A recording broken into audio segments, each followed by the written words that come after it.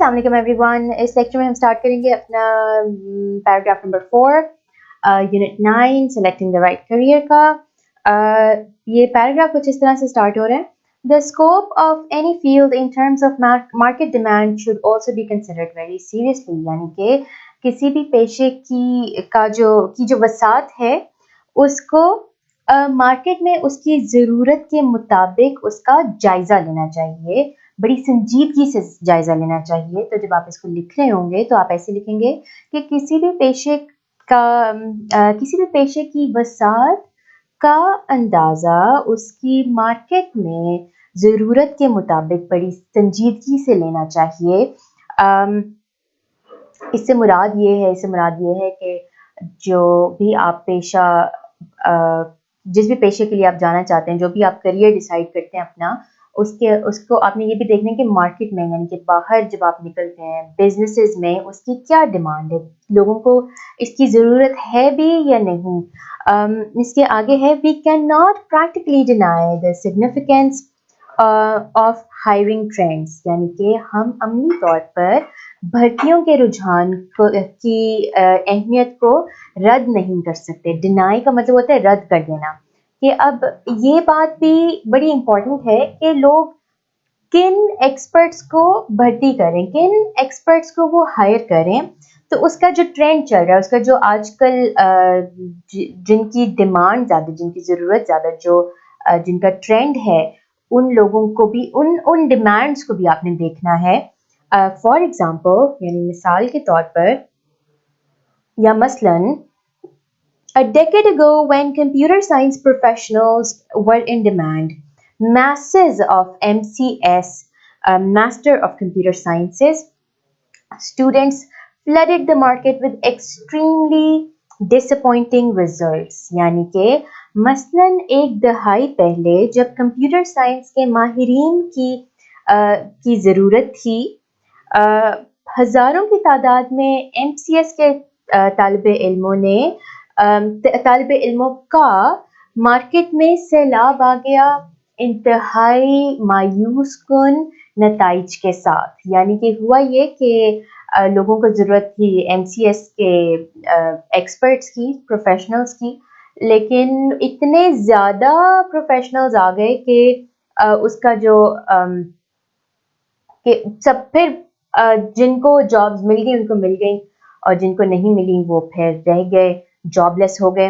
ये बेसिकली उनके कहने का मकसद है पैराग्राफ नंबर 4 में। इसके वर्ड्स, मीनिंग्स और सिनोनिम्स करते हैं। पहला है स्कोप। स्कोप का मतलब होता है वसात। अब मैं इसकी भी आपको एक्सप्लेनेशन देती हूँ।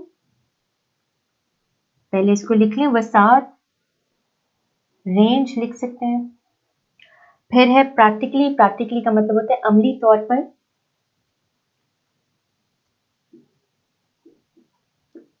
और रीजनेबली कर सकते हैं इसको। इसके बाद हमारे पास है सिग्निफिकेंस। सिग्निफिकेंस का मतलब होता है अहमियत। और अहमियत के लिए जो दूसरा वर्ड है वो है इम्पोर्टेंस। उसके बाद अगला वर्ड है हायरिंग ट्रेंड्स। हायरिंग ट्रेंड्स में आप लिखेंगे भर्तियों का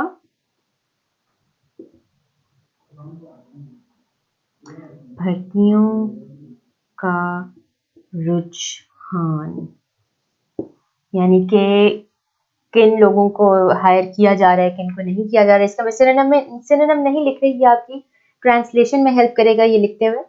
फ्लडेड का मतलब होता है सैलाब आ जाना।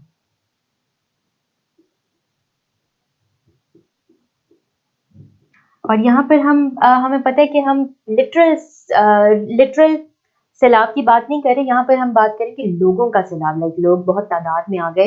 तो हम इसके लिए जो दूसरा वर्ड यूज कर सकते हैं सिनोनिम में वो है ओवरवेल्म। ओवरवेल्म का मतलब होता है कि किसी की जो कैपेसिटी नहीं है ना, कैपेसिटी से ज़्यादा कोई चीज़ उसमें भर दी जाए। यानी कि मार्केट की कैपेसिटी इतनी थी कि लिमिटेड कंप्यूटर साइंस के बच्चे उनको चाहिए थे, लेकिन बहुत ज़्यादा हो गए तो वो ओवरवेल्म हो गई मार्केट के, बहुत ज़्यादा लोग उसमें आ गए। डिसअपॉइंटिंग का मतलब होता है मायूस कुन। यानी कि जो मायूस कर दे आपको, कि बड़े दुख की बात है। इसी तरह इसका जो सिनोनिम लिखेंगे वो हम लिखेंगे सैडनिंग, यानी कि दुखी कर देने वाला। अच्छा, ये आपके हैं पैराग्राफ नंबर 4 के वर्ड्स मीनिंग्स, इनको नोट करें, इनको याद करें, आपकी ट्रांसलेशन में हेल्प करेंगे। अब हम करते हैं पैराग्राफ नंबर 5। पैराग्राफ 5 ऐसे स्टार्ट हो रहा है, career counselors are generally well informed about such trends, यानी कि पेशों के मुशीर अमूमन इन रुझानात से अच्छी तरह से बाखबर होते हैं। They can play a key role in guiding the youth towards a rewarding profession. वो नौजवानों की एक मुफीद पेशे की तरफ रहनुमाई करने में एक अहम किरदार अदा कर सकते हैं। This highlights the importance of a full-time career counseling department at the school level, यानी कि इससे स्कूल की सतह पर एक मुस्तकिल करियर काउंसलिंग शोबे की अहमियत वाज़ेह होती है या नुमायां होती है। The job of this department should be to determine the personalities of students. इस डिपार्टमेंट का काम तालिबे इल्मों की शख्सियात को समझना, to observe and analyze their interests, उनकी दिलचस्पियों को पे गौर करना और उनका जायजा लेना, and to suggest suitable careers according to their aptitude, और उनकी काबिलियत के मुताबिक मुनासिब पेशों का मशवरा देना होना चाहिए। Most of the parents and students find themselves in a fix when deciding on a career. अक्सर वालिदैन और तालिबे इल्म अपने आप को एक मुश्किल में पाते हैं जब वो पेशे का फैसला कर रहे होते हैं या किसी पेशे के बारे में फैसला कर रहे होते हैं। Parents are unaware of market trends, educational systems and the scope of any particular discipline. अब इसको हम ऐसे लिखेंगे कि वालिदैन मार्केट के या बाजार के रुझान से, तालीमी निज़ाम से और किसी भी मखसूस शोबे के वसात से बेखबर होते हैं। Similarly, 14 to 15-year-old students are not mature enough to make such life-changing decisions. इसी तरह, similarly का मतलब होता है इसी तरह, 14 से 15 साल के तालिबे इल्म इतने समझदार नहीं होते कि वो इस तरह के जिंदगी बदल देने वाले फैसले कर सकें। So, it is widely felt that career counseling must be promoted from school level. इसलिए ये अक्सर महसूस किया जाता है या ये अक्सर महसूस किया जाता है कि करियर काउंसलिंग, यानी कि करियर काउंसलिंग ऐसे लिखते हैं, करियर काउंसलिंग को स्कूल की सतह से ही फरोग देना चाहिए। अब हमारे पास इसके हैं वर्ड्स मीनिंग्स और सिनोनिम्स। पहला वर्ड है काउंसलर। काउंसलर के लिए वर्ड होता है उर्दू में मुशीर। सिनोनिम में लिख लें एडवाइजर। एडवाइजर होता है आपका नसीहत करने वाला, मशवरा देने वाला। फिर है वेल इन्फॉर्म्ड। वेल इन्फॉर्म्ड का मतलब होता है अच्छी तरह से जानना, बाखबर होना। अच्छी तरह से बाखबर। इसके लिए एक और वर्ड होता है नॉलेजेबल। नॉलेज लिख के एबल लिखते हैं इस पे। इसके बाद हमारे पास वर्ड है हाईलाइट। हाईलाइट का मतलब होता है नुमाया करना। और इसके लिए एक और वर्ड किया जा सकता है शो, टू शो। इसके बाद वर्ड है डिपार्टमेंट। डिपार्टमेंट का मतलब होता है शोबा किसी चीज का। और इसके लिए एक वर्ड लिख लें ब्रांच लिख लें। इसके बाद हमारे पास वर्ड है डिटरमिन। डिटरमिन का वैसे मतलब होता है समझना किसी चीज़ को, अगर हम इसको वर्ब के तौर पे यूज़ करते हैं तो इसका मतलब होता है समझना। अगर हम इसको डिटरमिन्ड डी के साथ लिखेंगे एंड पे तो इसका मतलब होगा साबित कदम होना। तो ये डिफरेंस है, आपने याद रखना है। अच्छा, इसका डिटरमिन टू अंडरस्टैंड कर लें। अगला वर्ड हमारे पास है एप्टीट्यूड। एप्टीट्यूड का अच्छा नहीं सॉरी एनालाइज। अगला वर्ड हमारे पास है एनालाइज। एनालाइज का मतलब होता है जायजा लेना, जायजा लेना। और इसके लिए एक और वर्ड हम यूज कर सकते हैं एग्जामिन, टू एग्जामिन। ठीक है, उसके बाद हमारे पास वर्ड है एप्टीट्यूड। एप्टीट्यूड का मतलब होता है काबिलियत, काबिलियत के साथ हम इसको कर देते हैं एबिलिटी। इसके बाद हमारे पास वर्ड है प्रमोट। प्रमोट का मतलब होता है फरोग देना, और फरोग देना के लिए प्रमोट करने के लिए एक और वर्ड होता है एनकरेज।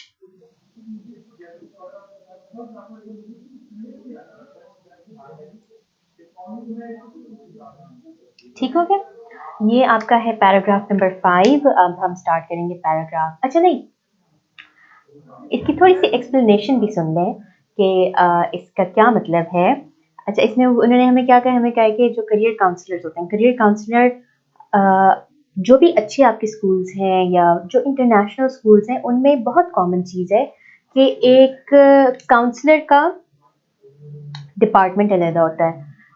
अब वो वाला काउंसलर होता है जो आपको वैसे ही थेरेपी वगैरह प्रोवाइड करता है, और जो करियर काउंसलिंग होती है ना, करियर काउंसलिंग के लिए एज सच डिपार्टमेंट तो अक्सर स्कूल्स में नहीं होते, लेकिन जब आप ग्रेजुएट करने वाले होते हो तो यानी आपका मैट्रिक ख़त्म होने वाला होता है तो आपके पास एक कोई आ जाती है, कोई कैंपेन आ जाती है या कोई ऐसा फेस्टिवल या कोई ऐसी मीटिंग्स वो लोग रख देते हैं जहाँ पर डिफरेंट कॉलेजेस से लोग आते हैं जो आपको बताते हैं कि जी आप ये वाले सब्जेक्ट्स रख सकते हैं, और आप कॉलेजेस को इस तरह से विजिट करते हैं आप, यानी कि आपके पास उनके रिप्रेजेंटेटिव्स आते हैं।